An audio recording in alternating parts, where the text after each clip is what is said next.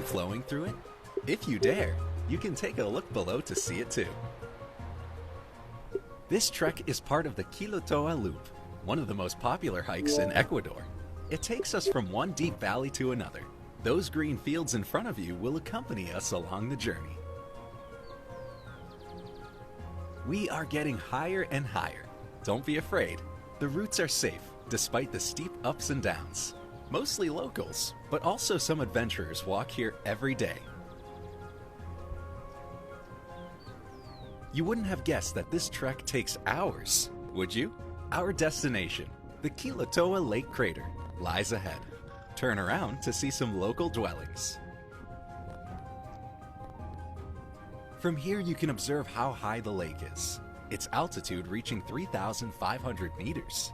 For that reason, the water of the lake is quite cold, just like the area in general. Ascending down from the village of Quilotoa and its crater, we reach this beautiful countryside. Soon we will arrive at the town of Zumbawa. We can already see some lodgings in the distance. These majestic rocks are part of the Tuachi River Canyon.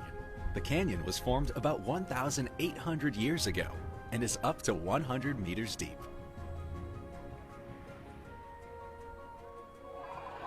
Finally, we come upon some civilization in the town of Zumbawa. This market is held every Saturday and is frequented almost exclusively by locals.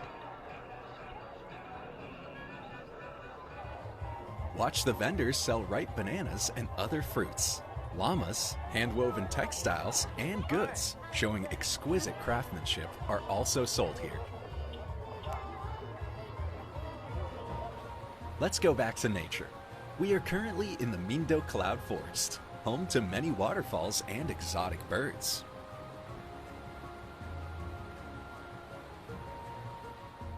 Hop onto a cable car that safely takes us above the beautiful green forests.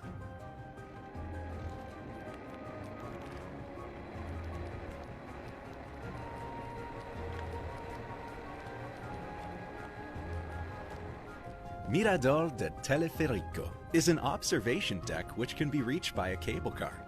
You can see the city of Quito spreading between the mountains. Let's continue our trip and head towards the Pichincha stratovolcano. It's an active volcano. The last eruption in 1999 covered Quito in ashes.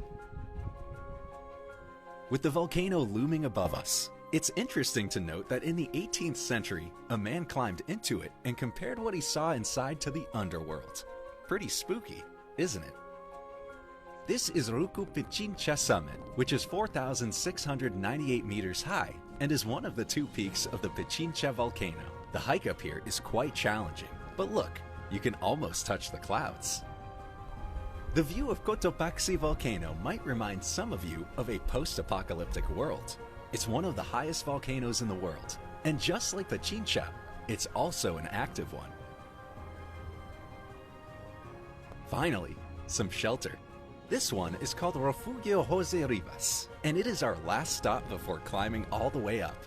Though the last climb doesn't take that long, it's strongly advised to take a guide with you. Check out that view. It's definitely something you can't forget. The Cotopaxi National Park at its best. The harsh terrain reminding you that there is a real volcano just waiting to wake up. It's good to take a break from a nice trek and relax with some alpacas. Those are raised in packs here and used by locals to carry heavy loads.